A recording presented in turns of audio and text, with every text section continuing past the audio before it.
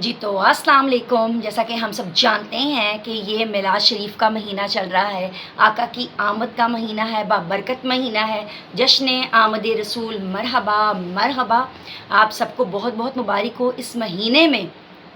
بہت ساری دعائیں مانگے، ڈھیروں ساری دعائیں مانگے، کیونکہ اللہ کی رحمت جوش میں ہے، کیونکہ اس کے محبوب کی پیدائش کا جو ہے وہ یہ مہینہ ہے۔ دنیا کا محبوب جو ہے ہمیں کتنا عزیز ہوتا ہے اور ہم اس کے لیے کتنے پاپڑ بیلتے ہیں، یہ تو اللہ کے محبوب رسول اللہ محمد مصطفیٰ صلی اللہ علیہ وآلہ وسلم کی پیدائش کا بابرکت مہینہ ہے۔ اللہ تعالیٰ نے ہمیں اپنا محبوب عطا کر دیا الحمدللہ،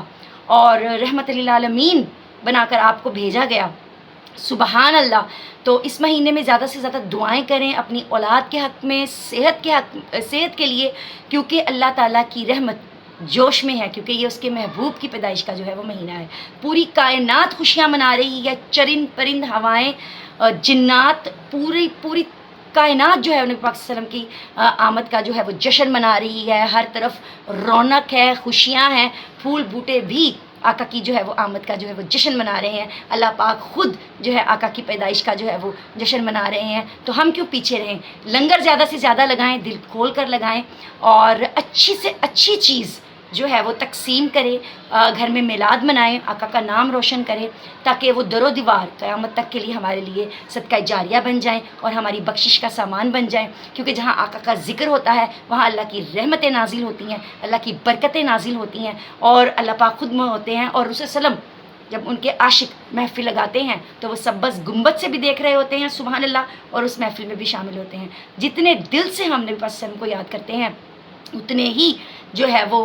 محبت سے نبی صلی اللہ علیہ وسلم ہمیں جو ہے وہ نظر کرم سے دیکھتے ہیں اور ہمیں عطا کرتے ہیں۔ یاد رکھو اگر اٹھ گئی ایک نظر تو جتنے ہی دامن ہیں خالی وہ بھر جائیں گے انشاءاللہ تعالیٰ۔ تو دلوں میں نبی پاک صلی اللہ علیہ وسلم کا عشق جو ہے وہ رکھ کر اور ان کی عشق کی شمع جلا کر جو ہے وہ میلاد منائیں، آقا کا نام روشن کریں، اور تاکہ قیامت کے دن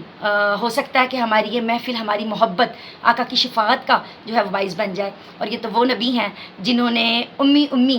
کہتے رہے جب وہ حیات تھے، سبحان اللہ صلی اللہ علیہ وسلم، اور جب روز محشر بھی ہم اٹھیں گے تو وہ بھی اپنی امت کی فکر میں اٹھیں گے اور اپنی امت کو جو ہے وہ ساتھ لے کر جائیں گے۔ تو ایسا نبی کہاں ہے، سبحان اللہ۔ تو اللہ کا اس بات پر بہت شکریہ کہ اس نے ہمیں اپنا محبوب عطا کیا، رحمت للعالمین عطا کیے، اور ہمیں مسلمان پیدا کیا، اور بس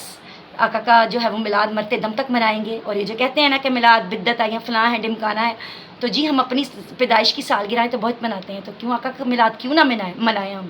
ہم ان باتوں کو نہیں مانتے، ہم نہیں جانتے ان چیزوں کو، ہم بس جانتے ہیں کہ ہمیں آقا کا میلاد منانا ہے اور مرتے دم تک منانا ہے، اور آقا کے نام کو روشن رکھنا ہے، تاکہ اللہ کی رحمتیں برستی رہیں اور رسول اللہ صلی اللہ علیہ وسلم کی جو ہے وہ شفاعت ہم پر جو ہے وہ